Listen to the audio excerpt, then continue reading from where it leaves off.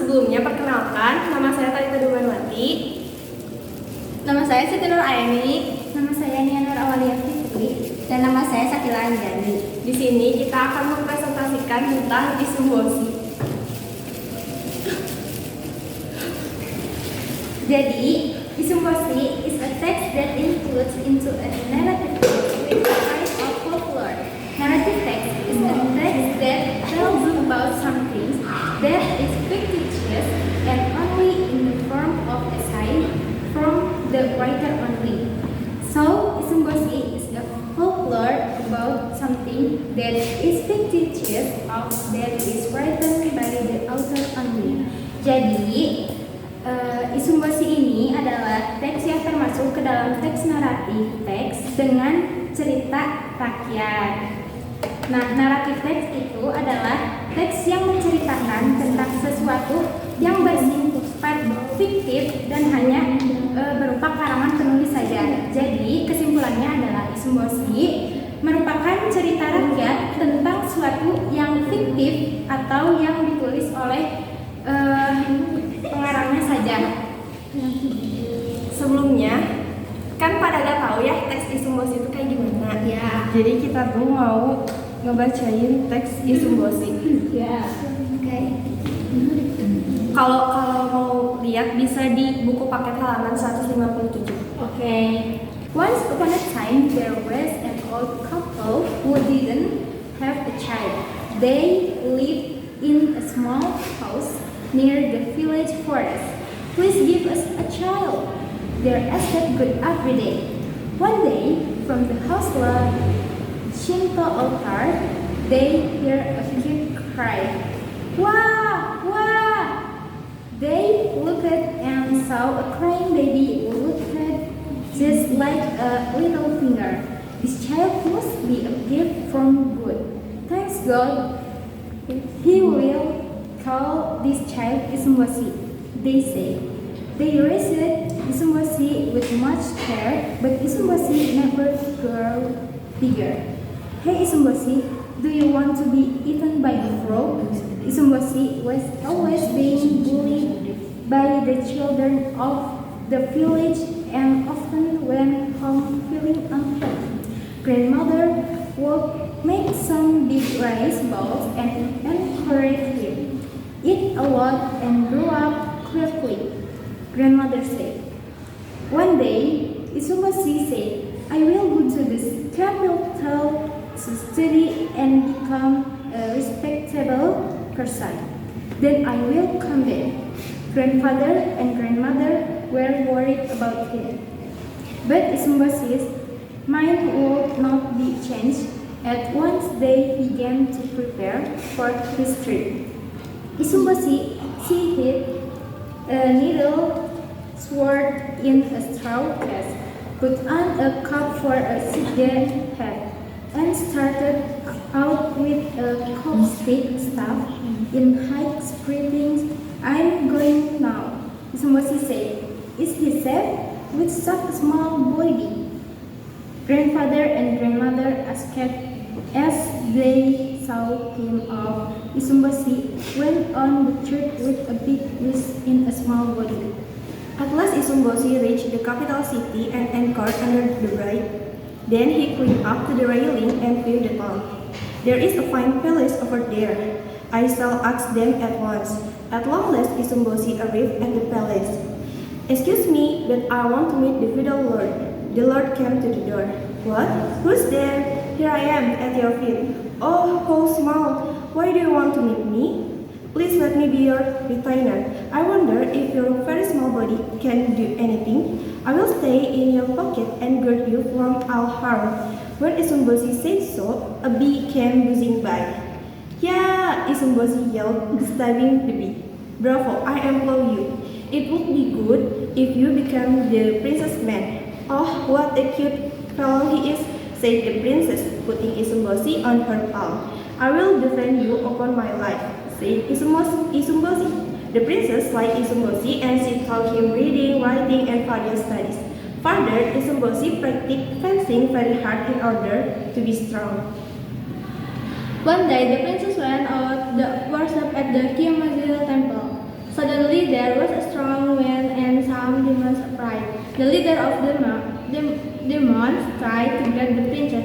"Help me!" she screamed. Isumbosi tried to help her, but the demons caught him and threw him into his mouth. Isumbosi, who was swallowed, jabbed and jabbed the demon's stomach. The demons rolled over and spat out Isumbosi. Isumbosi jumped at the demons and stabbed his eyes. The remaining demons were frightened. They ran away in great haste. But one demon who was left behind trembled while holding the magic hammer. "Do you want me to stab your eyes too?" Isumbosi asked. "Please don't. This is the magic hammer that will grant you a wish. I give it to you, so please spare me." And saying this, he ran off in a hurry. "Thank you, Isumbosi. You have saved my life," the princess sighed. "Princess, please wave this magic hammer and make a wish that I might become big," said Isumbosi. The princess waved it and asked, "My Isumbosi become big?" And then strangely before her eyes, Isumbosi began to grow. He grew into a nice young man. They went back to the palace. And the princess asked the king to let her marry Isumbosi. The princess and Isumbosi then got married, and they invited grandfather and grandmother to live with them in the palace. They lived happily ever after. Yang kedua adalah social function. The social function of narrative text is to tell stories of past events and entertain the readers. In the case of folk tales, in general expect that the function or the social purpose of storytelling is to preserve the culture of a civilization, to explain natural phenomena, to transmit historical and important social information, or that teach important moral and the ethical issue. Jadi social function yaitu untuk menceritakan kisah atau peristiwa masa lalu dan menghibur membaca. Nah, contohnya dalam hal cerita rakyat yang dapat menerima secara umum bahwa fungsi dan tujuan sosial dari bercerita adalah untuk melestarikan budaya suatu peradaban, untuk menjelaskan fenomena alam, untuk menyampaikan informasi sejarah dan sosial yang penting, atau untuk mengajarkan masalah moral dan etika yang penting. Oke, selanjutnya ada generic struktur. Generic struktur dari naratif teks itu ada 3, yaitu orientation, complication, sama resolution, atau orientasi, komplikasi, sama resolusi.